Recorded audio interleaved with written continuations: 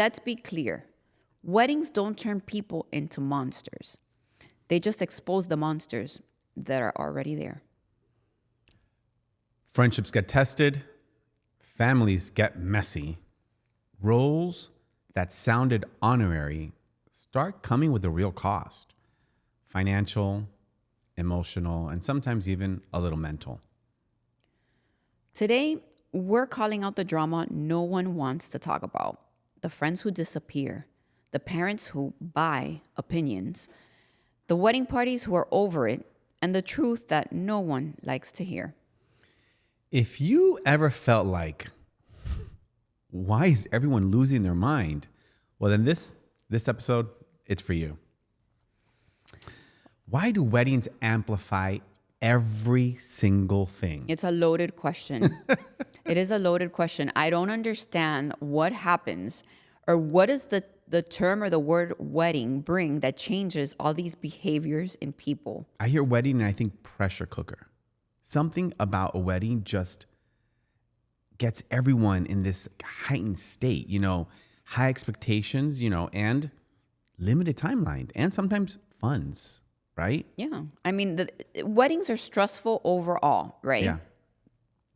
But I don't know what it is about them that people fucking go crazy nuts. It's just like families have all of these opinions, and if some things don't happen or work out the right way, you lose friendships. Yeah. Family members decide not to show up at a wedding. I mean, I don't know what it is. It's People just show up with 10 more people than they actually RSVP'd for. Well, that's un decaro. That's like a different story. So, people have an expectation level at weddings that is so high. And I think at times it's attainable, but there's times that it's not attainable. Whether it's controlling the weather, right? Controlling guests, controlling what they wear, controlling the time. These expectations create this level of stress on people that kind of makes them a little crazy, wouldn't you say? Yeah. I mean, I've had, clients that have fired people in their bridal parties because they didn't... Wedding party. Sorry, in the wedding party. Shit. We just talked about this. We just had this conversation. In the wedding party because they didn't live up to their role. Even visual roles. Yeah. I've had people be upset because the hair color didn't match, or they were a little heavier than they said they were going to be, or they got pregnant. I've heard of brides sending out their bridesmaids, and I've seen it myself. You have to have the OPI nail color bubble bath on the day of the wedding. I'm like, who the fuck as a bridesmaid is looking at my nails? Absolutely no one. Absolutely no one is looking at my nails. No one. I understand if you want them to have a certain hairstyle, okay, whatever. Even that sometimes I think is a little ridiculous. Yeah. I think we're steering away from that recently, but I don't know. It's not just the couple that it turns crazy. It's everybody around them. Everybody has an opinion. It's funny. I have a running joke with one of my past clients. Because when I got the RSVPs in for her wedding, somebody wrote on there, make sure you sit me with so-and-so and so-and-so. And I want the table to be this close to the... And I'm like, who the fuck are you, bitch? You're not even paying for anything here. Who has the audacity to even say that? I'm like, and if I don't sit you there, what are you going to do? Go home? Yeah. I don't know. There's a certain... I don't know what it is. It's the term wedding comes up and people go fucking nuts. I think it's wedding, and I think it's also... their appearance. How are they going to be perceived? How are they going to be seen? How are they going to be judged? Right? All those things it's so multi-layered. And it's not only between those two people in the wedding, it's then filters out. Like you said, family, friends, and wedding party. And it's just chaos. I don't know. I don't know what goes on. It would be a good, what do you call that? Case study? Case study. That's exactly what it should be, a case study. It should be a case study for a shrink or a therapist to really look into and see what's the turning point that makes everybody just nuts. There's a psychology behind that craziness. Yeah. Absolutely. Yeah. Because sometimes I see things and I think you and I have a certain level of understanding that things on wedding day, you have no control over. Right. To an extent. Mm-hmm.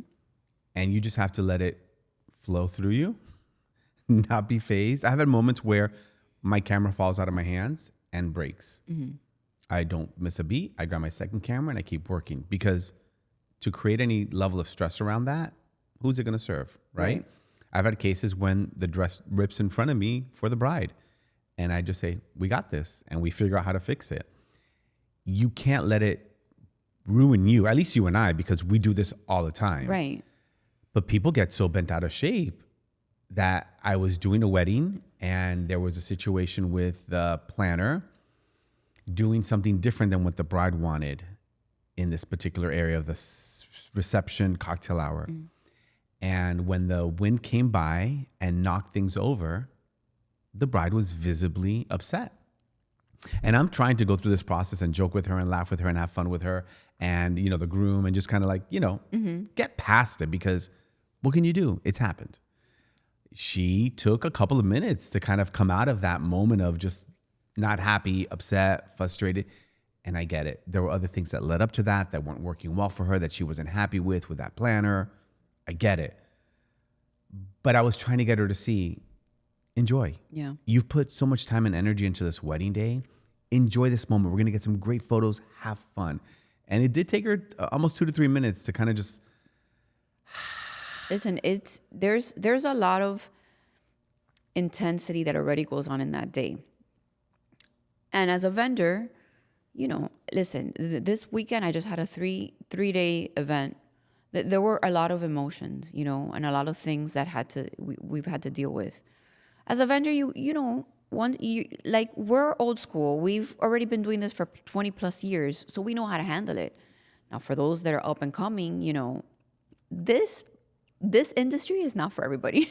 And it's funny because I had a new girl that she was very interested in the industry overall and wanted to work with me. And I said, okay, let's do a trial run. Yep. You got to do those trial runs. I want you to come to a wedding. I'm not going to pay you. I don't want you to do anything. I want you to observe and shadow, right?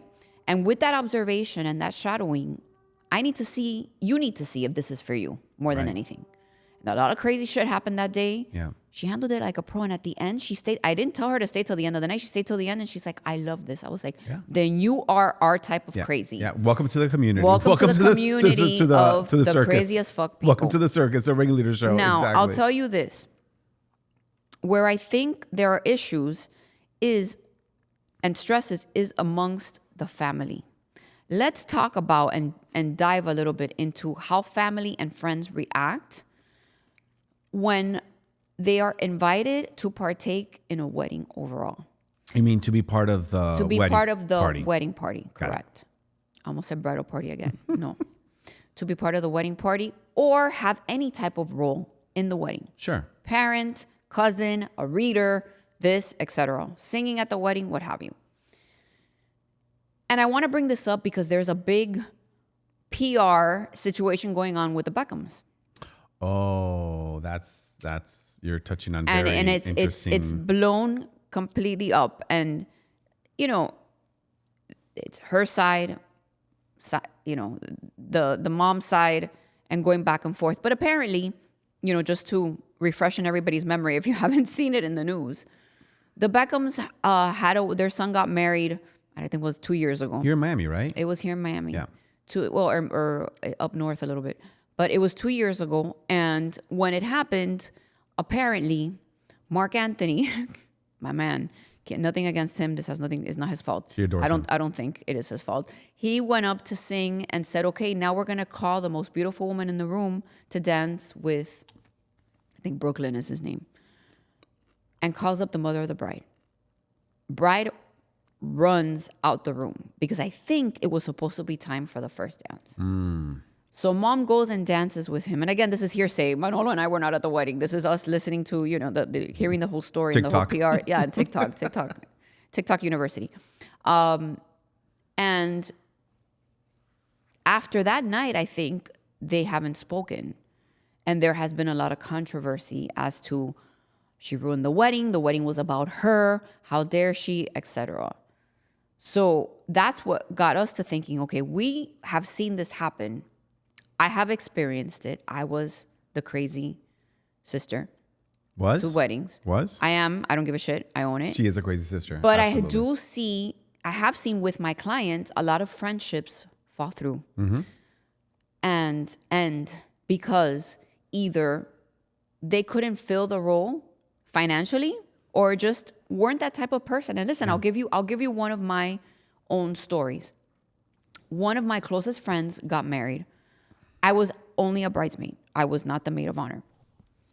And our other friend, who she picked to be the maid of honor, she's just not maid of honor material. We'll say it. We'll say that. We have to give her credit. Right? We have to give her credit. She's a lovely person, good friend.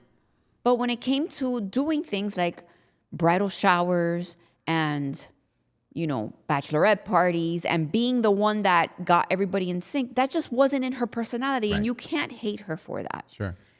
And my friend, the bride, noticed and was like, this isn't working out. She's not doing her role and what she's supposed to be. And I was like, do you blame her? It's not part of it. Yeah, it's not in her DNA. I ended up doing a lot of the things that the maid of honor was supposed to do. Yeah. So my friend decided to fire her as a maid of honor or demote her, keep her as a regular bridesmaid, and make me the maid of honor. So two things here. Right. Number one, my other friend didn't care because she was just like, relief. I don't have to do that shit. She was happy about it. Right. But now, what am I? Plato de segunda mesa. That means a plate from a second table. Right. Like I'm second choice. Second choice, basically. So I'm second choice. So that kind of made me feel like, well, I think it's because she picked her because she had a closer relationship with her. Probably. Yeah. But all four of us are really good friends. So I think it was kind of just like, hey, since this one, but shit, I ended up being the maid of honor again. I've been the maid of honor like 1,000 times. No, I do not keep those dresses because they've all been awful. But, so it was kind of like, but that could have broken a friendship if it was anybody else with any other type of personality. If she had an ego in the situation, correct, it would have completely affected her. Correct. Yeah, for sure. Yeah. I can see that. So, but have you ever been part of, any type of wedding party or seen that within your own couples that you service? I've seen more cattiness between the women in the wedding party. Why are we so fucking complicated? It was just like either one had a nicer dress or one's hair turned out nicer or her bouquet looked prettier than mine. And there's that competition of who's going to look more beautiful or look better, or stuff like that. I've seen more of that. With the guys, nothing. They're just happy that they have drinks.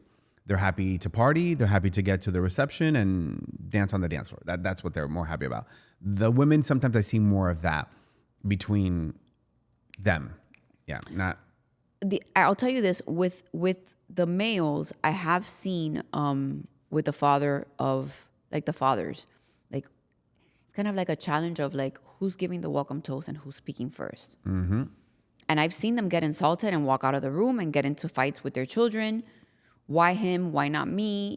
That type of situation. I have seen that happen. I'm telling you, I don't know what it is about weddings that the crazy comes out. I think because we've shifted from traditional, where you have one person hosting the reception, one family hosting the welcome. Right. That's when speeches are done. Mm-hmm. And once you've broken out of what that is traditional, then it becomes almost, hey, I need to have my 2 cents worth in front of all these people who are here tonight because I also paid something for it, right? Mm-hmm. I'm also important. And it's hard because sometimes those speeches and those conversations, they drag on for 20, 30. I saw one speech almost 45 minutes. And we were at that wedding. I know. Do you remember? Yeah. And everyone's, when are they going to stop talking? Because you have a time frame. You have a timeline. Things are ending at this time. I always say the wedding train has taken off. It's going to go and it's going to end at a certain point. Mm-hmm. You just got to make sure you're done with your party at that time. Yeah. And they don't get that. I'll tell you this. I'll tell you 2 stories. I was Great. I want to go back to your sister. That's exactly what I'm going to tell you. Thank God. I've been wanting to hear this for like a week. Both sisters. So aside from being the wedding planner, I was also my sister's maid of honor. I have 2 sisters. For those of you that don't know, we're 3. So when my sister Jennifer got married, she had me and Natalie as her maids of honor. Mm-hmm. And I was also the wedding planner.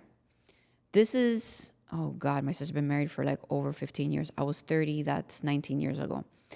And when this happened, obviously I planned the whole wedding. My sister was very like, do whatever you want. I'm just worried about my dress type of situation. I just want good music and good food, whatever. So I took care of everything. And she calls me one day and she says, listen, a friend of mine had her wedding and back then it was called the money dance. Oh God. El baile del dinero. I hate those dances. And let's educate our audience. What that meant was you went up, people would dance with you and people would dance with your partner. They would hang dollar bills, sometimes 20, sometimes 100 on your attire, and you would dance 2 seconds with them. And then they would all stand in line in the next person. And it was a way of collecting money and getting extra money or whatever. So her friend had just had a wedding, had collected, I don't know how much money from it. So she's like, I'm going to do the same thing. And I said, over my dead fucking body, are you going to do that? I still remember. I wouldn't let her do it. I remember the exact moment where I was working for Maria Celeste at the time. I was in the Telemundo office and I was like this on the phone with her. And she said, well, what do you mean? I said, if you do that, I am not walking your wedding. And she's like, I cannot believe that you are telling me that you're not going to be my maid of honor if I decide to do this one ritual. And I was like, that shit is tacky. It's horrible. How dare you? Right. But who the fuck am I to tell her not to do that? You pulled in the I card. did. I'm an Aquarius. Did I apologize? Fuck no. I did not apologize. To this day, in 2026. Did the baile del dinero happen? No. Okay? Yeah. Anyways, she still got a lot of money. I don't understand. So that is one situation. My crazy second situation was when my other sister got married. My other sister married an awful man, is divorced, but that's a different story. So my other sister goes to get married and says, hey, has a bridal party of like 15 women. And neither myself or Jennifer are the maids of honor. Oh. It's her two other friends. One of them, which was her childhood friend. The other girl, I don't think I remember, like it was a friend of hers from Nashville or whatever. And that's who she felt she needed to be her maid of honor. Okay. So what I said, okay, I'm going to eliminate myself from the wedding party completely. Altogether. And she was like, you are? And I said, yeah, I just feel better just being the planner about it and just not partaking in the whole bridal party process. I was fucking insulted. Absolutely. Because I'm like, you have two sisters, we're all close. Like, we should have been your maids of honor. Yeah. My other sister was, even though her and I have very similar, strong personalities, was like, listen, I'm going to still be in the bridal party because I know I'm going to end up regretting it. Not this bitch. No. I planned it. I think I did a great job planning it, with, and she had a very pretty wedding. But I just felt like, listen, like I also pulled out the card of I'm old and I've been a bridesmaid for so many times. And I just feel better like executing, which is the truth. I did feel better executing and making sure everything was going as planned rather than being part of it. But I got insulted and I was like, fuck no. Thank God there's not a third sister. No, I'm the third. Yeah. And obviously we know and I'm not married. So and we know who's going to be your maids of honor. Yes, exactly. Yeah, absolutely. Everybody knows that. Everybody knows. Right. Oh my God. So, why do you think people have unrealistic expectations on the wedding day? What do you think that comes from? Is it the amount of social media, amount of images we see, the amount of Vogue weddings? Is it like, what is it that makes people so crazy? I think it's a lot of internal things. Like I think I bring it back to like the time of, remember MySpace, where you had to kind of like put your friends in a certain order. Right. For those who don't know MySpace. Oh, God, I know. Shit, we're talking to MySpace was like the first ever social media. Right. And this platform had you put your friends in a certain order. So going back to that, I think that there's certain expectations as a friend to be either, oh my God, if she doesn't ask me to be part of the bridal party, like what role do I have in this wedding? How close am I? And how much do they really care about Where do me? I rank? Where do I rank? Right. Yeah. So I think that takes a huge role in it. What I am seeing also lately is, aside from smaller bridal parties, I think that aside from smaller wedding parties, I do have a lot of clients that are deciding not to have, look, this past weekend, no wedding party whatsoever. I don't mind that. I think I think it's lovely. There's something nice about just celebrating the couple. Yeah, you could have a group of friends that are important to you. And I've seen that a lot where they'll tell X amount of people, hey, you could wear this color. It's not part of a wedding party. You're just my circle of friends, whatever you want to call Show it. up to the getting ready. Let's have a good time. Let's all do Exactly. hair and No makeup together. commitment, Right. no requirements, Right. no financial investment except showing up to the event. And there's something about that I like because it brings the focus back to the couple, right? And yeah, these are great people, but everyone there's great. Everyone's important to you. Otherwise, they wouldn't be at your wedding. Right. So I like weddings where we focus on the couple more, and the wedding party doesn't necessarily have a role. They're just friends. Right. I like that a lot more. So do I. And I think a lot of people are doing that because of all of the drama Yeah. that weddings tend to create. Yeah. There are a lot of issues. Listen, these bachelorette parties are getting completely out of hand. It is no longer, let's go to the Keys, let's go to Orlando, let's go on a cruise to have a good time. Yeah. They're getting very elaborate. Now you see more like, let's go to DR, let's go to Europe, Yeah. let's go to Iceland. Whatever it is, they're being a lot more luxurious and elaborate. Yeah. And if you don't have the funds to partake in that, you don't care about me. Yeah. You spent your money on something else. Why wouldn't you spend it on me? And those things are creating even more chaos Absolutely. in wedding parties overall. Yeah. Can you imagine? You might not have the financial status that the person who's getting married is, and they Doesn't mean you're not a bad you're a bad friend. it doesn't just- question that. Right. It's just you might not be at the same income bracket, right? And you have a close relationship with this person, and they're asking you to then not only make it to the wedding, but then travel and go to destinations and the airfare, the hotel, the food, all that could be a little bit much for people. And it's a challenge. And the right thing would be to do if they're not in that same bracket is just take care of their expenses for them and say, hey, Right. I'm gifting this to you for being part of my wedding party. Right. You know, but that's a tough part because you look at that and you can't do that with family.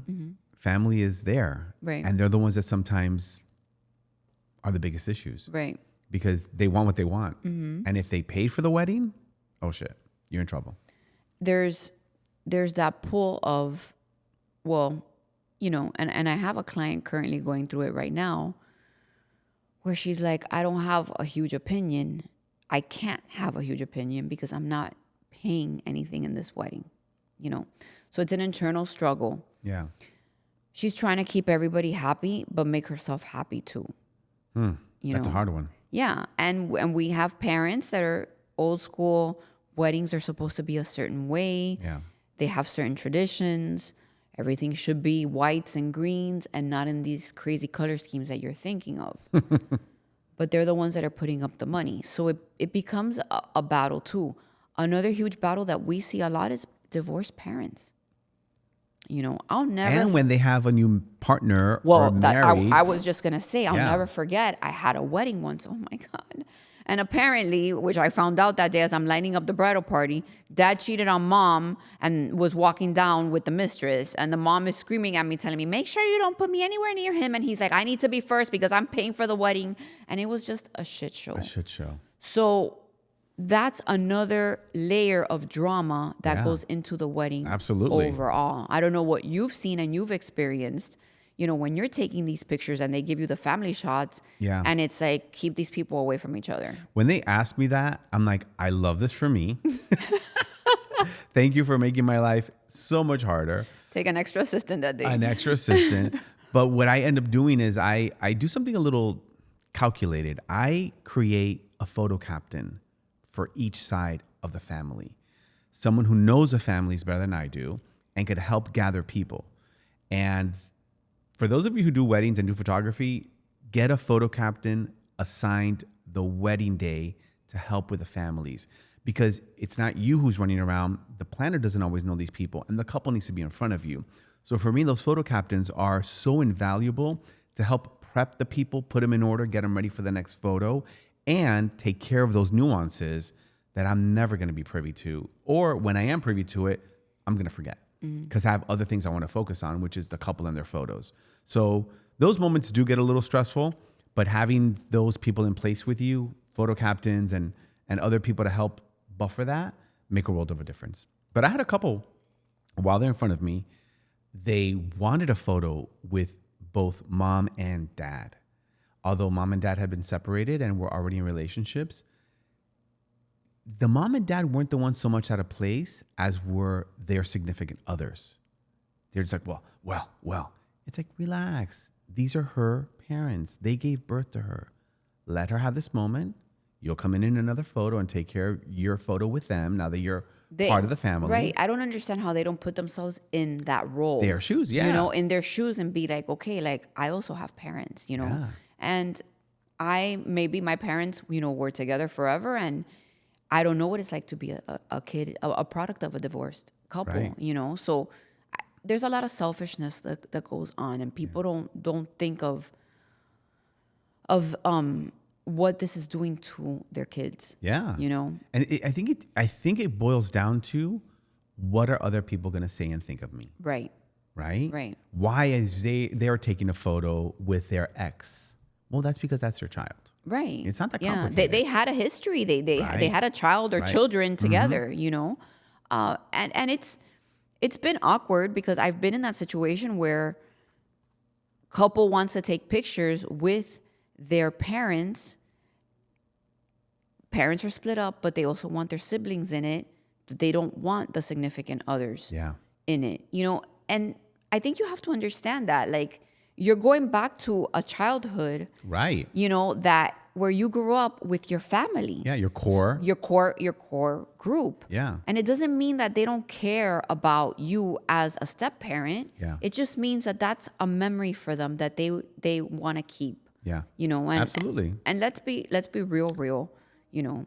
What if it doesn't work out with the step parent? Exactly. You know? Exactly. These or the pictures are partner. forever. Exactly. I always say, do the photo with the core and then bring in the partners. Yeah. Because that we have a combination of both. And also there's Photoshop. That shit works wonders. We could take them out. So don't worry about that. Okay.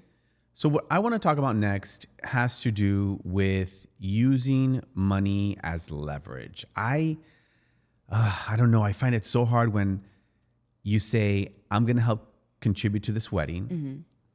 And then you use a contribution to make things happen to your preference. Like, to me, give it and say, enjoy. Mm-hmm. But you experience it more than I do because you're with those couples. They give it, but then it comes with terms and agreements, right? I've been able to partake in different situations, right? So I had a client once where her in-laws were paying for everything. Not because the parents couldn't afford it, but because it was tradition. Oh, okay. Yeah. I don't know if you know this. In the Arabic tradition, the groom's parents pay for the entire wedding. Interesting. Okay. So there were some struggles, but at the end of the day, when it came to like decor, they told her, do whatever you want. What was the struggle? There were certain struggles. For example, there was a situation, we both shot this wedding, where when it was time for the invitations to go out, Okay. his parents didn't want her parents' name anywhere on the Anywhere? invitation. They just wanted to say, we would like to invite you to the wedding of our children. Oh, so we and our, not their name, not the other parent's name. No one's names. Just the couples. No. The groom's parents' name, their name on top, okay, would like to invite you to the wedding of our children, son's name, and bride's name. Never- But not bride, daughter of, correct. Oh, I don't like that. Correct. So all it took was a conversation, though. Yeah. It took for the bride's dad to call the groom's father and be like, listen, we're very aware and very grateful that you're paying for this wedding. However, she is our daughter. And if this means that we need to split the cost, we'll split it. But my name goes in that invitation as her being our daughters. You don't have to put us as hosting. Yeah. But you have to put her name that she's our daughter. Absolutely. It worked out. Yeah. Because All it took was a conversation. Yeah. You know, it was someone that had a very strong personality, the groom's dad. So it was just a conversation that had to be had, you know, to kind of be like, listen, you know. But sometimes things don't work out that way. I have had where groom's family is paying for the wedding just because they financially could. Right. And because of that, it was a lot of it's what we want, it's what we pick because we're the ones paying for it. Sure. And it put the bride in such a dark situation because she's like, man, like I come from a family that can't afford this type of wedding. Sure. I don't have a lot to say. Yeah. And I can't say anything. So it's tough. Yeah. Well, it takes me back to the wedding I had shot, and I won't name locations or places, but there was a couple. They had 2 weddings. They had one in another country for his family. Mm-hmm. And from what I understood, financially, he wasn't in the same level as she was. And then they had a second wedding 30 days later here in the States for her family. Mm-hmm. And I'm not going to lie, they probably spent at each wedding $2.5 million per wedding. Okay? Oh my God. There's things that I couldn't imagine happened. But I come to find out months after this that on wedding day, the couple had a moment before they had their first look. First of all, they were getting ready together, which is not normal. Mm-hmm. Me, the photo crew, the valet, all go to a separate room to get the bride dressed. The groom walks in, and I'm noticing they're talking and there's a tension happening, and I immediately pick up on it. So I look at the 2 other people in the room. I said, come on, let's go outside. So we exit the room, but we leave the latch on the door because I'm expecting this to take a minute or 2. Right. And then we're going to walk in and they don't have to come open the door for us. And I just keep hearing, why are you doing this now? Why is this happening? Why? And we're sitting in this foyer and we're just like, what is happening here? The bride's dad walks in, bigger than life personality. He's like, what's going on here? Why are we behind schedule? And I was not going to say what's happening. I just said, oh, it's normal wedding day stuff. And I just smiled. He walks in the room. He's there for maybe 10 to 15 minutes. He comes out and he says, it doesn't matter. They're getting married today. I said, what the is happening here, right? That bride, I had been working with her for 2 days prior because it was a destination event and I had got to know her and worked with her for other events, was no longer the same.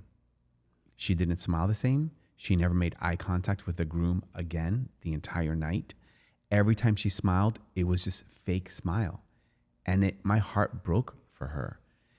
And it comes to find out that the father requested a prenup the day of the wedding. Oh. Yep.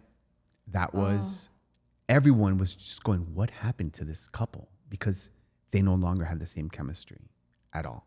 Mind you, it was one of the most beautiful weddings I've shot. It was slated to be in a magazine. It had its own 4 pages. The editor saw it and said, I can't put this in the magazine. The couple has no chemistry. Oh.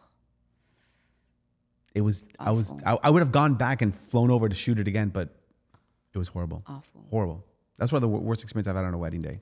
But then you also have, the opposite, which I did a wedding where, again, same thing, Arabic wedding, groom's parents pay for everything. Yeah.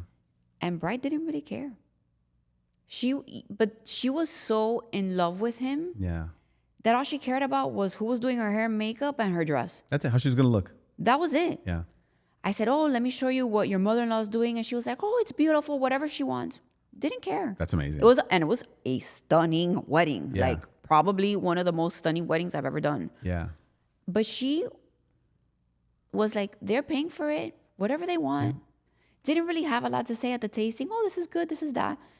But she was, again, like, I think she was so happy to get married to this guy that she loved that she didn't really care. Yeah. That's great. Yeah, I think there's something genuine and I think beautiful. she trusted, too, that her mother-in-law had exquisite taste.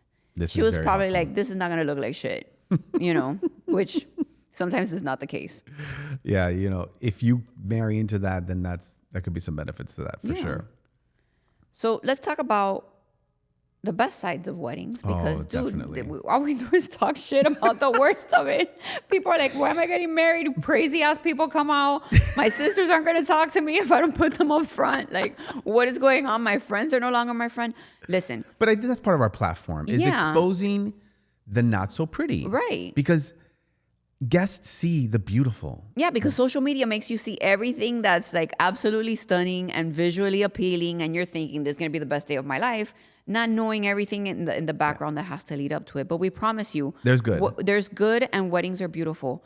And fun. And fun too, right. But I think that one of the great things about when things like when situations like this happen where you lose friendships and you kind of see people for who they really are, it's by your nuts. Thank you. Yeah, a peanut by popcorn by your nuts. Is that you get to appreciate the people that are there for you. Right. You know, and I think there's certain people that end up showing up that you didn't think were going to show up for you. Maybe it was just a friend that you just thought was, hey, this is a great friend of mine, and ends up helping you out and putting everything together. I'm going to tell you a story about that real quick. Yeah, and you appreciate that person. Yeah. I think I know your story, but go ahead. Yeah. I'm not going to name names. So someone's getting married, and I wasn't part of the wedding party, and I was so okay with that. But I did show up to the getting ready, and I wasn't shooting the wedding either. So I started noticing, and again, this is coming from a level of experience, things weren't unfolding how I thought they should be, right? There was not that much structure or organization, although there was a paid planner. And as things unfolded, I just kept on thinking, no, this needs to happen like this. Where's this? Where's this? Where's this? So I just quietly started doing all that stuff. And the bride noticed. She's like, and if nobody knows you, do not tell Manolo to take over, because he takes the fuck over. I'm not kidding you. Take over, like control freak, like move out of my way. I don't give a fuck who you are. If you got paid, watch out. Yeah, and that's what happened. So I noticed the groomsmen didn't have boutonnieres right before they walked down the aisle. The seats that were supposed to be ready for them were taken up by guests. They weren't reserved. So a lot of little things I kind of like got on top of to make sure they went smoothly. And she's like, wow, you really stepped up. I should have paid you. I was like, no, it's okay. I appreciate being here and enjoying the time, but I'm glad everything went off without a hitch. So there's something that happens and you just don't expect it. Right. Yeah. And how did that work out for your friendship? Great. It actually brought you unified closer. us a lot closer. Yeah, for sure. For sure. The fact that she threw you in there to deal with your ex too. She forgot about that part. I know. Yeah. Yeah. We don't have to talk about it. So, but I again, great story, because you were just there as a friend and decided, hey, there's something here that's off. Yeah. Let me take over to make this a better experience for her. Yeah. Because as a professional, you know how important this day is for the couple. Yeah. And you know what you have to do to kind of be like, hey, look, sometimes I get invited to weddings and I'm like, my emergency kit is in the car. Exactly. What can I do? Because if anything happens, here comes Wonder Woman. We need to make a commercial doing that. And bring everything out and see like how I can assist. Mm-hmm. And you do get support from people that you didn't think you were going to get support and people from. step up, and you don't always know they're going to step up. Absolutely. Yeah. Relationships do get deeper under pressure. Absolutely. Even within the events Kind of community. like when the Titanic is sinking. Yeah. Yeah, and the events community too gets closer because you've gone through this trauma together, right? And you've overcome it, and you move forward. Yeah. So there's a lot of positives that happen definitely in weddings, especially with the professionals and the guest. We're just highlighting some of the things that don't always happen great. Right, but there is a huge sense of gratitude, Absolutely. From the clients towards their parents, towards their friends. Yeah. Sometimes they're super happy at not just the wedding party itself, but the people that make the wedding, this amazing event. They have these very outspoken friends that are the first ones on the dance floor and like get the party hyped and going. And there's a lot of love in weddings. Yeah. There's stress because you have these personalities to deal with. But I think at the end of the day, when you see all of it come together, you're grateful for the people that were there for you. Absolutely. And you're able to relive that moment through your photos and videos all the time. Yeah. Awesome. So this wraps up this episode. Episode 3, season 2. Season 2. Yes. Thank you so much for joining us today on the Ringleaders episode of, what do we even call this episode? Bring down the crazy. Bring down the crazy. Tune down the crazy. Thank you, guys. All right. Till next one. See you soon. See you soon. Bye. Bye.